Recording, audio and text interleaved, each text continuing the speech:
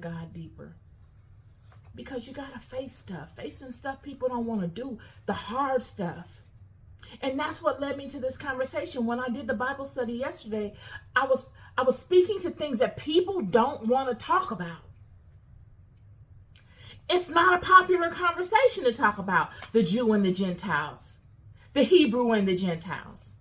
It's not a popular conversation to talk about the Old Testament versus the New. It's not a popular conversation to talk about what happened in history amongst the Romans and the Israelites, and what actually transpired, and what led us to here right now. It's not popular. And when you begin to have these conversations, it makes people feel they do. Because, even though it's none of our fault, at this point, we're all children of these things. But all that we're dealing with is because of all of those things. So there's a somewhat of a guilt factor. There's somewhat of a resentment in certain areas with people. It's all this kind of stuff mushed together. But in order for us to really get to the message of Jesus, we've got to really face this stuff.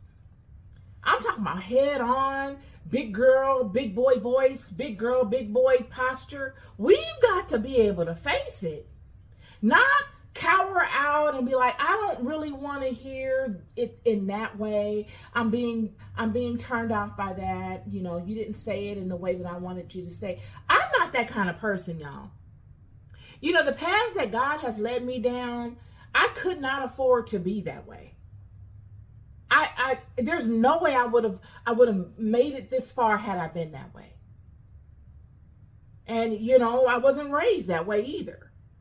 So I can deal with the truth. Some people can't handle the truth, and they'll do anything to not face it. They'll come up with all kind of stuff to box you in as and to label you as, because they don't want to face the truth that comes with certain things. And even though they're empowering truths, because when Jesus came forward, y'all, Jesus did come forward for the house of Israel. But also, Jesus came forward speaking the love of God to the Gentile nations. Christianity at this point is predominantly, mostly Gentile. It is. If you look at the entire world has been captivated by the love of God. They've been captivated by the love of the God of Israel. The entire world almost. Mostly. So, what we're looking at, and I will go forward in the text, we will begin to see the love that these people, these Gentiles, had all along. These are these people's children, had all along for these people and their God. Even if it wasn't laid out in a way that showed it was love, it may have came across as fear in the form of wars and, all kinds of things of that nature, because of the power of this God and his walking these children through their lands. They were afraid. They knew they couldn't contend, but they still had a light in them as well. And they said, I love my light, and I love the light that I have amongst my family so much, I will war with you if I have to.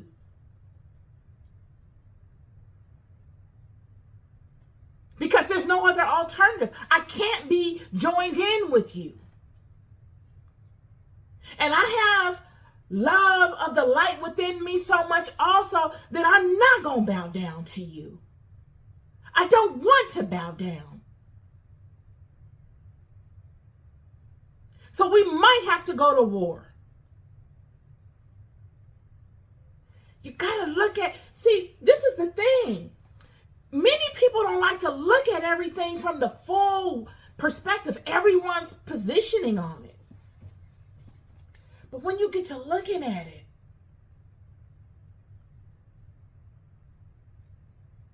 and for these people to study the children, to study the God of Israel, they had no choice. The power of this God in the earth was undeniable amongst these children. You had to study him. If you loved yourself and your community, you would have to study him. Just for the sake of protecting you and yours. And of course there was a level of admiration. There couldn't not be. There was no one doing it like them.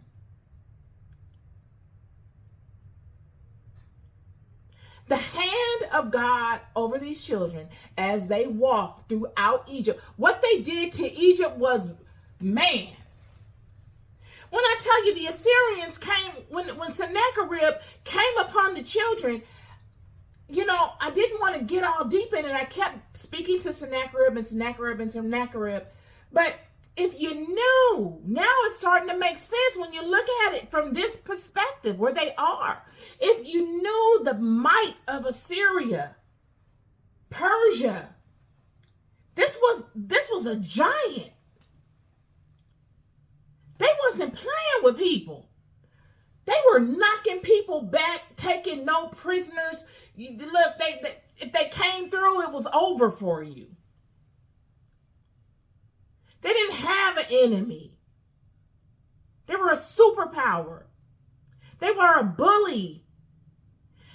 And when Sennacherib sent his people to Israel on all these horses and then all this parade, this little community of Israelites, he sends them with the brigade of chariots and horses and men in armor and sitting on tall horses. Could you imagine the sound? Could you imagine what it looked like? They came with pomp and circumstance. And they said, don't fight us. Give up. Don't even try to fight us. We came as a courtesy to you. Give up. Yo, that was a powerful situation right there. They came and they tried to punk them out. They said, don't even come and try to defend yourselves. We've given you a courtesy. I came to tell you, don't even try to fight us. We're going to come and we're going to take your territory and we will let you live if you give up. The treasurer, the scribe, the governor, all the head people said, just don't talk to us in your language because we don't want you to discourage our people. Just talk to us. They're carrying out. This is the head of Israel. They're cowering out.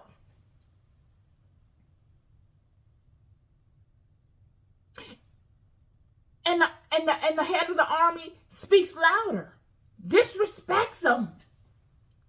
I can't remember exactly what he said, but something about a wall. I can't remember.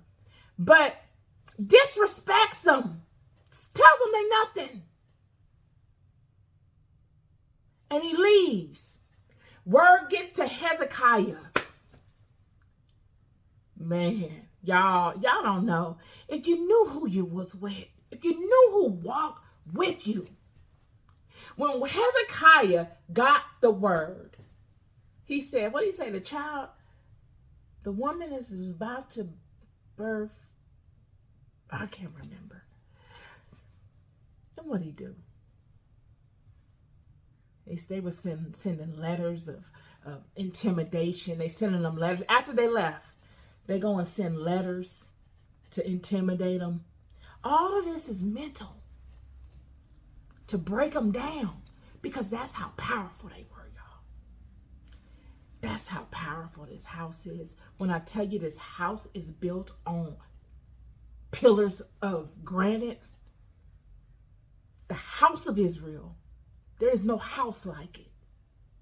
There is no competition. The most powerful nation in the world came. And if he could have did it, he wouldn't have came. Just like Balaam. If he could have just gone ahead and got at the children, he would have just cursed them. What witch do you know? What shaman do you know that goes and gets permission? That's not the method of operation for those people. That ain't what they do, friend. They're not even going to let you know. They're not even going to let your God know that they're going to do this.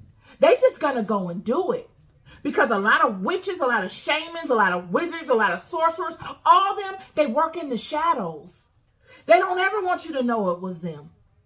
The worst thing one of them want is for you to figure out it was them, friend.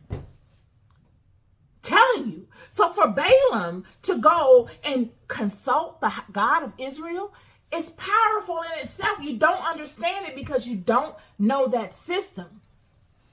For Sennacherib to send his army and for them to go through all of that extreme, let you know how powerful these people were. They wanted to seem as if they were mighty, but they were bound up. They had limitations. They didn't want you to know that they had limitations.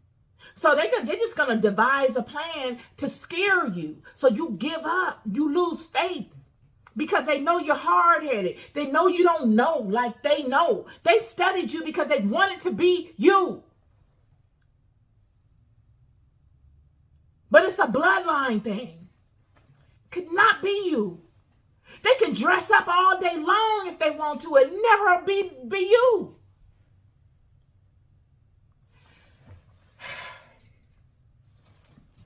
When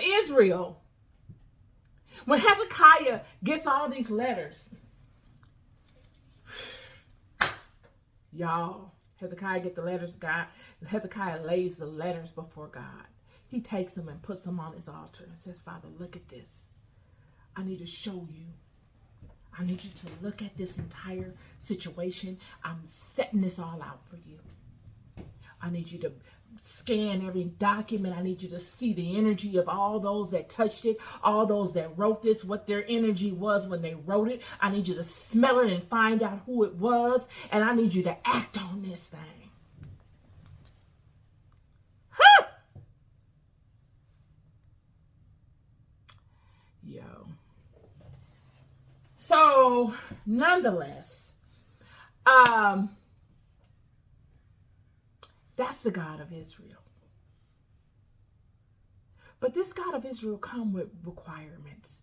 You just can't, you don't get that type of covering for nothing. You don't get it for nothing. Because that type of covering ain't cheap. That kind of covering costs. When you come against the children, you come against the children's father. Period. And all of the nations saw it. And they said, darn, I wish I had that.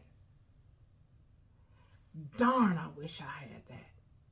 If I had that, man, life would be so different. I would never fall out of alignment with that God. I would not squander my birthright like these children.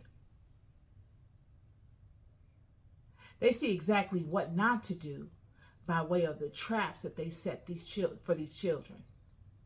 They see all the details of how you get caught up and what God does when you get caught up and all of that. They see all that.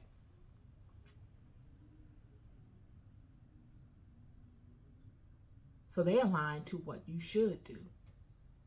And in doing so, when they transition, they make it to where Isaac and Abraham and Jacob are. Yet the children, it's not the same kind of numbers. It's not the same.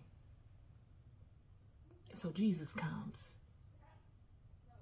Jesus comes as an ambassador of God into the earth.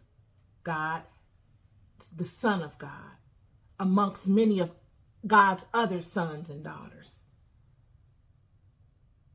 An awakened one, an activated one, an active one in the earth, doing his Father's will. And he sees firsthand what it's like. Because could you imagine God in heaven and all of the angels and all of the heads of the different levels saying, well, what is the problem? Let's send Jesus down here.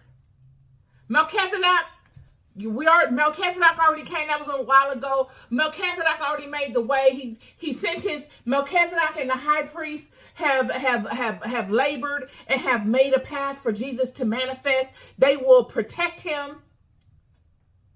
That's the high priesthood. They will protect him. They have a vessel waiting for him to incarnate in a community of high priests. And so he manifests through Mother Mary. And she teaches him so that light can flourish. It's grounded. It can flourish. And it can be stable. And so he sees all of what's going on. And he gives, and he gives, and he gives, and he multiplies himself amongst these 12.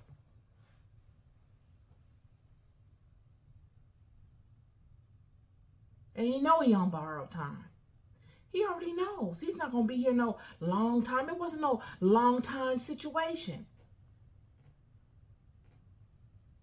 He didn't have the hang-ups that many of us have in trying to make this a permanent residency. He knows something else. See, the only time you care about making this a permanent residency, friend, is when you don't know or when you have done too much and you're scared. But for Jesus, he said, I got to maximize on my time. I need to maximize. And in order for me to maximize, I need to do what I got to do, but I don't need word to get out yet, because once word really starts to get out, that it's going to speed up my time. That's what it was.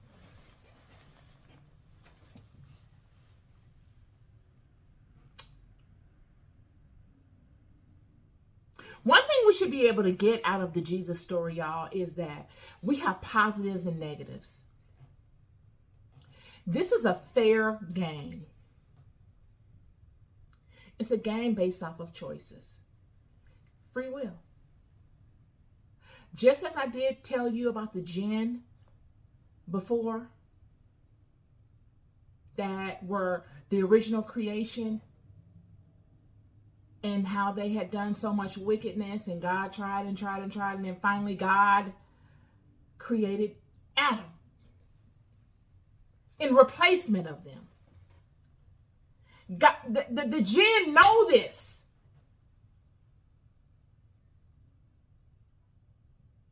So the children are in the same situation. Watch how this go.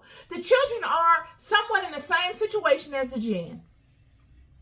They transgressing and transgressing and transgressing and transgressing and transgressing.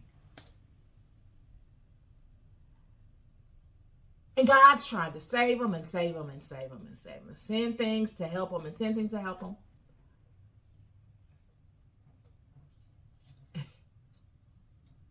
Because their enemy, the jinn, the shaitans, know the rules. They know the system. They know what happened before.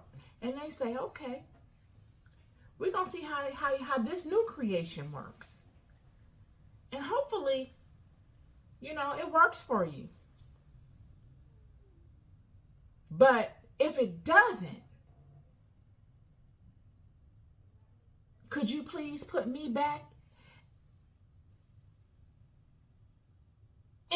fleshly body in a vessel so I could speak the word and have all of the activities that these people have at their disposal, and let them be in our place. I'm here to tell you, it's an interesting time, y'all. This thing is interesting.